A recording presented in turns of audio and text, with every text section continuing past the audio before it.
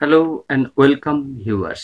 আজকে আমরা পরিসংখ্যান বা স্ট্যাটিস্টিক্সের একটি গুরুত্বপূর্ণ বিষয় পরিসংখ্যান বিভাজন তালিকা বা ফ্রিকোয়েন্সি ডিস্ট্রিবিউশন টেবিল সম্পর্কে আলোচনা করব। আমরা জানি যে যখন আহ, আমরা অনুসন্ধান ক্ষেত্র থেকে তথ্য সংগ্রহ করি সেই তথ্যটাকে আমরা বলি র ডাটা বা কাঁচা তথ্য। এই তথ্যটাকে সাজানোর ক্ষেত্রে উপস্থাপনের ক্ষেত্রে আমরা দুটো বিষয় দেখি। একটা হচ্ছে যে যে বিষয়টা আমরা উপস্থাপন করব সেই বিষয়টাকে রাখি এবং তার পাশে আরেকটা কলামে আমরা সেই ঘটনা বা বিষয় বা মানটা কতবার ঘটেছে যেটাকে আমরা তার পরিসংখ্যা বলি সেইটা রাখি। অর্থাৎ পরিসংখ্যা বিভাজন তালিকাতে দুটো কলাম বা স্তম্ভ থাকে। একটা নির্দিষ্ট সময়ে কোনো ঘটনা যতবার ঘটে সেই সংখ্যাটাকেই কিন্তু আমরা ওই ঘটনাটার ফ্রিকোয়েন্সি বা পরিসংখ্যা বলি। তাহলে একটা ফ্রিকোয়েন্সি ডিস্ট্রিবিউশন টেবিল যা দু রকমের হয়ে থাকে। একটা হচ্ছে সরল পরিসংখ্যা বিভাজন, যেটা আমরা দেখো একটা রেখা দিয়ে দেখাচ্ছি, যেখানে আমরা দেখতে পাচ্ছি যে number of babies of a family আর নাম্বার অফ ফ্যামিলিজ। অর্থাৎ শূন্য বেবি এরকম 10টা ফ্যামিলি আছে, একটা বেবি এরকম 20টা ফ্যামিলি আছে, দুটো বাচ্চা এরকম 14টা ফ্যামিলি।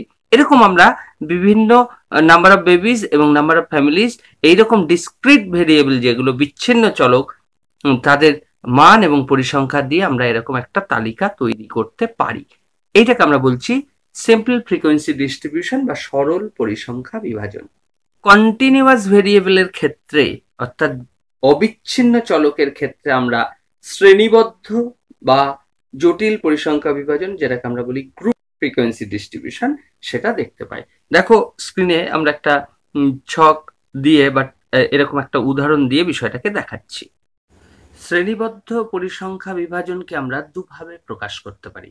যেমন দেখো তোমরা এখানে আমরা একটা ছকে দেখাচ্ছি যে শ্রেণীটা শুরু হলো তোমার 10 থেকে 19, 20 থেকে 29, 30 থেকে 39, 40 থেকে 49, 50 থেকে 59, একটা চলরাশির মানটা আর তার পরিসংখ্যাগুলো দেওয়া আছে। দেখো পাশেই 5, 7, 12, 15 এইভাবে তার পরিসংখ্যাগুলো দেওয়া আছে।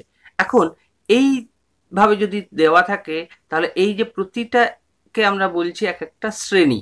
এই প্রতিটা শ্রেণীর প্রথম যে মানটা সেটাকে আমরা বলি নিম্ন শ্রেণী মান, আর পরেরটাকে আমরা বলি ঊর্ধ্ব শ্রেণী মান। এখন এই শ্রেণীর মানগুলোর দিকে তাকালে দেখতে পাবে যে কোনো একটা শ্রেণী যেখানে শেষ হচ্ছে পরের শ্রেণীটা কিন্তু সেখানে শুরু হচ্ছে না। এরকম যদি হয় তখন এটাকে আমরা বলি শ্রেণী সীমা বা ক্লাস লিমিট। আরেকভাবে এটাকে আমরা প্রকাশ করতে পারতাম, যেটা হচ্ছে 10 থেকে ধরো 20, 20 থেকে 30, 30 থেকে 40, 40 থেকে 50। তাহলে একটা শ্রেণী যেখানে শেষ হচ্ছে পরের শ্রেণীটা ঠিক সেখান থেকে শুরু হচ্ছে। তাহলে এইটাকে আমরা বলি শ্রেণী সীমানা বা ক্লাস বাউন্ডারি। তাহলে আমরা শ্রেণীগুলোকে শ্রেণীবদ্ধ পরিসংখ্যা বিভাজনের শ্রেণীকে দুভাবে প্রকাশ করতে পারি, একটা শ্রেণী সীমা আর একটা শ্রেণী সীমানা। এখন যদি তোমাকে শ্রেণীর সীমা দেওয়া থাকে অর্থাৎ ক্লাস লিমিট দেওয়া আছে, যেমন আমাদের এই ছকটাতে দেখো ক্লাস লিমিট দেওয়া আছে, তাহলে আমরা কি করে এটাকে ক্লাস বাউন্ডারিতে রূপান্তরিত করব? নর্মালি যে কোনো একটা শ্রেণী যেখানে শেষ হচ্ছে ঊর্ধ্ব শ্রেণীর সীমা আর পরের নিম্ন শ্রেণীর সীমার, দেখো 19 আর 20 পার্থক্য বা অন্তর কত? 1। তাকে 2 দিয়ে ভাগ করলে কত হয়? 0.5।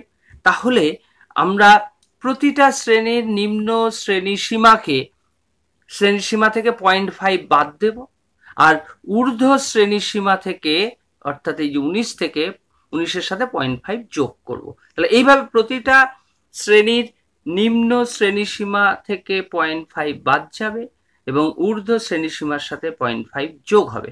তাহলেই আমরা কিন্তু ক্লাস বাউন্ডারি পেয়ে যাব। যেমন প্রথম শ্রেণীতে দেখো তাকিয়ে 9.5 থেকে 19.5, তারপরেরটা হচ্ছে 19.5 থেকে 29.5, তারপরেরটা 29.5 থেকে 39.5।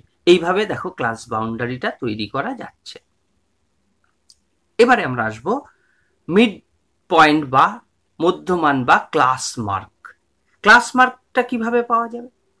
ঊর্ধ্ব শ্রেণী সীমানা এবং নিম্ন শ্রেণী সীমানা এ দুটোকে যোগ করো, তাকে 2 দিয়ে ভাগ করো, তাহলেই, অথবা ঊর্ধ্ব শ্রেণীর সীমা এবং নিম্ন শ্রেণীর সীমা দুটোকে যোগ করে 2 দিয়ে ভাগ করো। অর্থাৎ শ্রেণীর সীমা বা শ্রেণীর সীমা না, যেটাই দেয়া থাক না কেন, ক্লাস লিমিট আর ক্লাস বাউন্ডারি, দুটোকে যোগ করে, প্রতিটা শ্রেণীর ঊর্ধ্ব আর নিম্ন দুটোকে যোগ করে 2 দিয়ে ভাগ করলে, অর্থাৎ গড় করলেই আমরা ক্লাস মার্ক বা মধ্যমান পাবো। যেমন আমরা যদি প্রথম শ্রেণীটার কথাই ভাবি, 10 যোগ 19 মানে 29, তাকে 2 দিয়ে ভাগ করো, দেখো 14.5। বা ক্লাস বাউন্ডারি যদি ভাবি, তাহলে 9.5 প্লাস 19.5, দেখো কত হচ্ছে, 19, 20, 28, 29ই হচ্ছে, অর্থাৎ 14.5 2 দিয়ে ভাগ করলে। তাহলে এইভাবে আমরা দেখো প্রতিটা শ্রেণীর আমরা ক্লাস মার্ক বের করতে পারছি। এবারে আসবো ক্লাস উইথ বা লেংথ অফ দ্য ক্লাস, শ্রেণী দৈর্ঘ্য।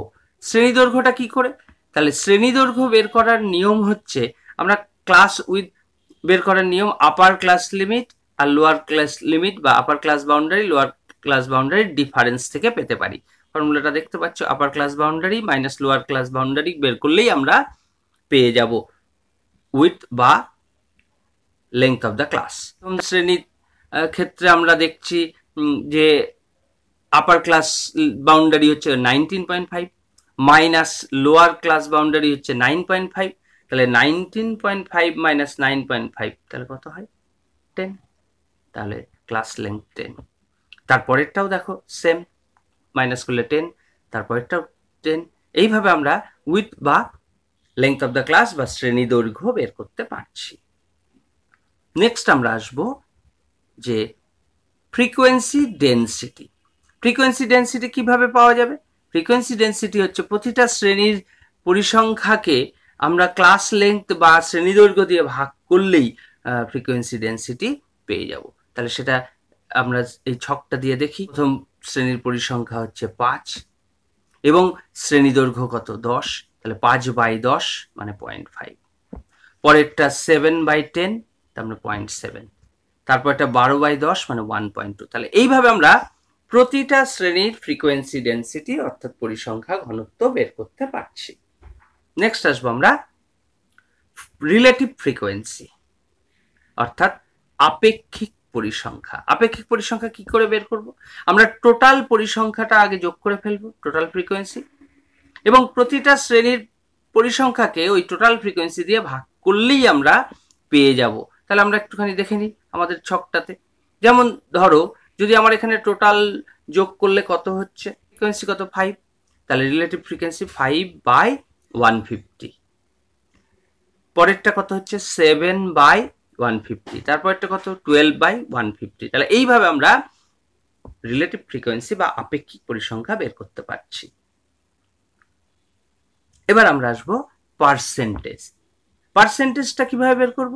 প্রতিটা আপেক্ষিক বা রিলেটিভ যে ফ্রিকোয়েন্সি বেরিয়েছে তাকে 100 দিয়ে গুণ করলেই আমরা 150 পেয়েছি, ইন্টু 100 করলেই আমি প্রথম শ্রেণীর শতকরা পরিসংখ্যা বা পার্সেন্টেজ ফ্রিকোয়েন্সি পাবো।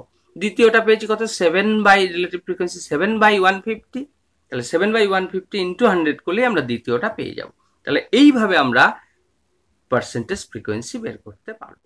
আশা করি পরিসংখ্যা বিভাজন তালিকা কি এবং সে সংক্রান্ত বিভিন্ন ধারণাগুলো বুঝতে পেরেছো। যদি ভিডিওটা ভালো লেগে থাকে তাহলে লাইক, শেয়ার এবং সাবস্ক্রাইব করার অনুরোধ রইল।